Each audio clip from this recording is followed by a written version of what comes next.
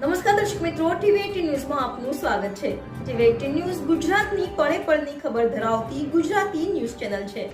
હવે જોઈએ મુખ્ય સમાચાર। વાગડમાં મુંબઈગારા ખેડૂતની જમીન પર માથાભારે શખ્સે કબજો કર્યો। વહીવટીતંત્રએ દાદ ન આપી કોર્ટનો હુકમ બાદ ગુનો નોંધાયો। છાડવાડા સીમના ખેતરમાં 70 વર્ષ જૂના વૃક્ષો કાપી નાખ્યા। માટી ચોરી કરી 5 લાખનું નુકસાન કરી દબાણ કરી લેવાયું।